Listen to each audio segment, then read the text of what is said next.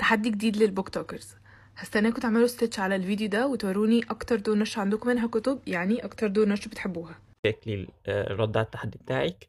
انا برضو عندي نفس الفكره، عصير الكتب عصير الكتب عصير الكتب، وفي تاني هنا عصير الكتب اهوت عصير الكتب وعصير الكتب. بس انا بقى عندي من بعد كده مختلف، عشان انا عندي كيان كيان كيان كيان. دي حاجات الدكتور احمد خالد توفيق كلها معظمها كان عندي كيان، فكيان كتير. وعندي برضو دار نشر اللي هي منشور الجمل، ديت اغلى دار نشر في التاريخ، بس الكتب بتاعتهم حلوه للاسف. لعبه الملاك، حفله التيس، وسجين السماء، وفي هنا متاهة الأرواح، فهم حلوين يعني. ودار نشر الكارما برضو عندي منها حاجات الدكتور أحمد خالد توفيق، وعندي بتاعة سيليست إنك ديت.